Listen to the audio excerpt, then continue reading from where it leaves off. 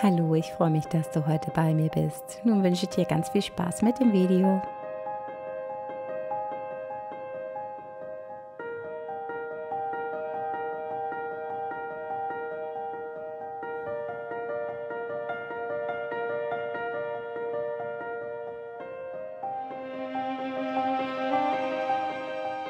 Ja, manchmal weiß ich nicht genau, wohin die Reise auf meiner Leinwand geht. Und genau das ist das Schöne daran, finde ich. Der Untergrund ist völlig intuitiv entstanden. Ich habe einfach die Farben aufgetragen und geschaut, was passiert. Und erst nach und nach haben sich dann diese Schichten aufgebaut.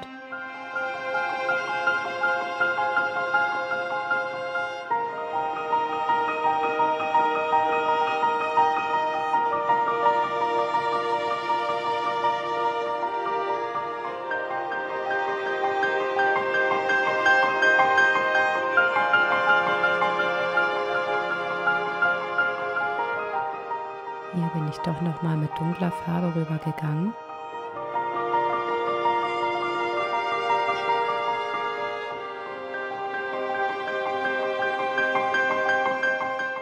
Dann habe ich noch etwas Wasser auf die noch feuchte Farbe gesprüht und vorsichtig mit einem Tuch abgetupft. Und so entsteht auf dem Bild nochmal eine ganz andere Lebendigkeit.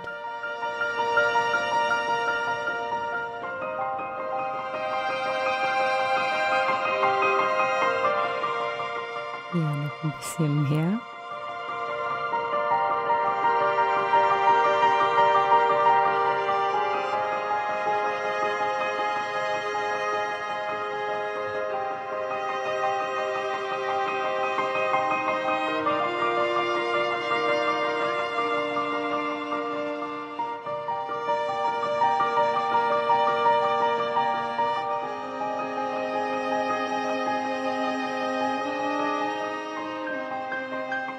Ein Bild immer wieder zu übermalen, neu zu gestalten oder einfach herum zu experimentieren, das ist völlig in Ordnung.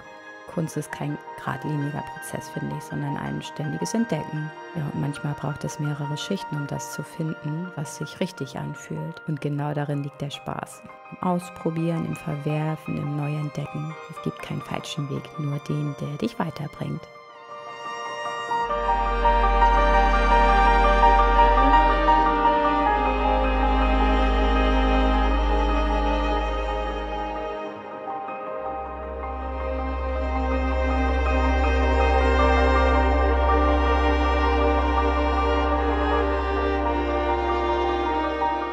Für mich ist es jedes Mal ein wunderschöner Anblick, wenn die Farbe so sanft über die Leinwand fließt. Ja, dieser natürliche Verlauf, das langsame Runterfließen, ja, einfach nur schön, finde ich.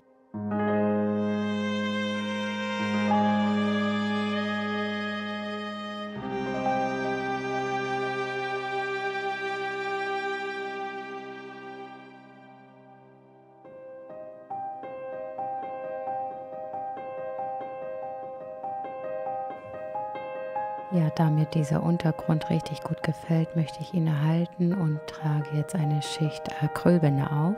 So kann ich später problemlos mit weiteren Farbschichten arbeiten, ja, ohne dass die darunterliegenden Struktur verloren gehen oder sich wieder anlösen. Das gibt mir halt die Möglichkeit, später bestimmte Bereiche frei zu tupfen oder frei zu malen und ja, so gezielte Schichten sichtbar zu machen.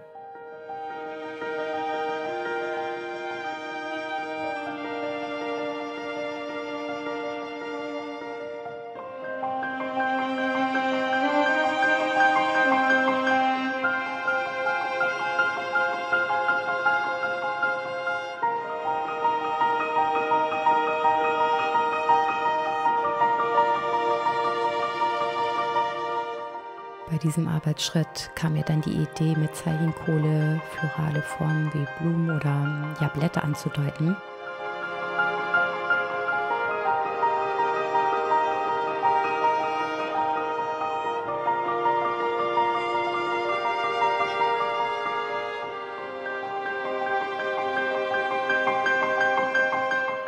Hier verstärke ich die Umrandung zunächst mit heller Farbe.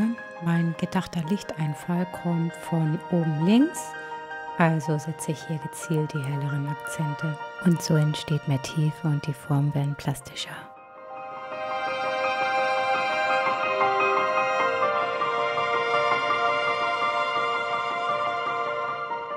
Und hier setze ich nochmal die dunkleren Farbtöne in den Bereichen, wo der Schatten liegt.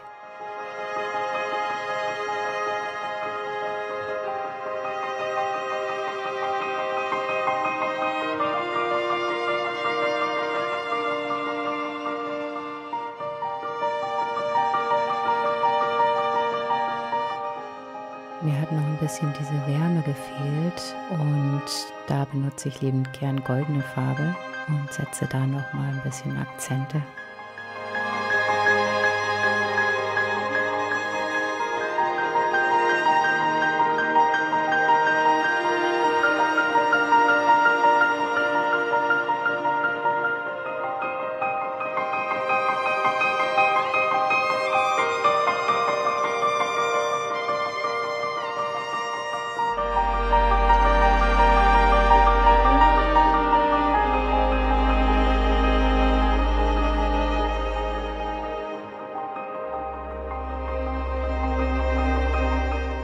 Ja, hier noch ein kleiner Trick.